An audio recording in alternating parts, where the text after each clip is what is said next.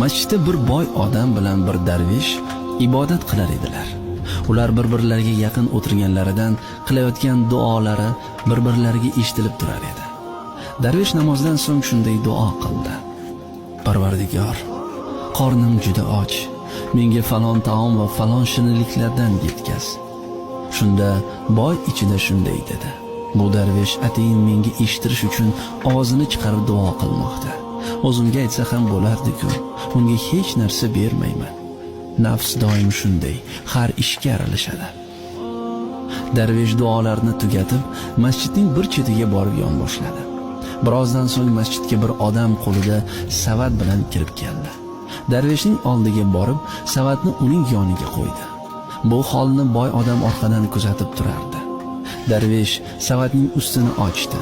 Savatda darvish duosidan so'ragan taom va shirinliklar turardi. Boy bu holatni hayratlanib tomosha qilib turdi. Darvish taom va shirinliklardan to'yguncha yedi. Qolganini keltirgan odamga qaytarib berdi.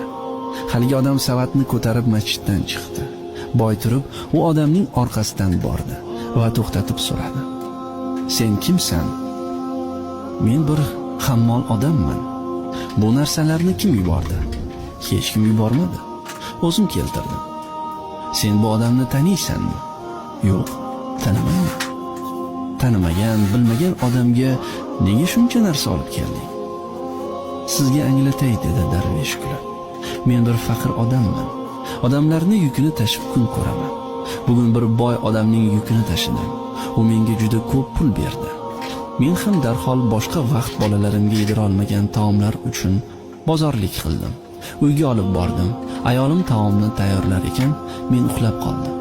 Tushimda payg'ambarimiz sollallohu alayhi vasallamni ko'rdim. U zot menga shunday dedilar: Mana shu masjidda bir vali inson bor. U hozir mana shu taomlarni istamoqda. Sen unga mana shu taomlarni olib borib yedir. U bu taomlardan yeganicha yesin. Sen qolganini olib kelib o'zing ye. Shunda senga barokat bo'ladi. Shu ishni qilsang, men seni jannatga kirishing uchun kafil bo'laman. Uyg'ondim, u taomlarni olib masjidga yugurdim. Voqeaning qolganiga o'zingiz guvoh bo'ldingiz.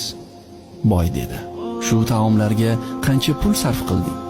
Darvish faloncha dedi. Shu pulni 10 barobarini senga beraman.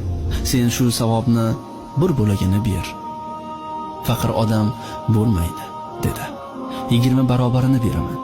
Bo'lmaydi. 50 barobar. Yo'q. 100. Bekorga ovora bo'lmang. Qancha bersangiz ham savobimni sizga bermayman. Shuning payg'ambarimiz sollallohu alayhi vasallam menga bu ishim uchun jannatni va'da qildilar. Siz menga butun dunyoni bergan taqdiringizda ham men buni sizga bermayman. Qarang, siz bu odam bilan yonma-yon turib namoz o'qib, savobdan bebahra qoldingiz. Agar nasibangiz bo'lganida edi, bu ish sizga nasib qilgan bo'lar edi, dedi.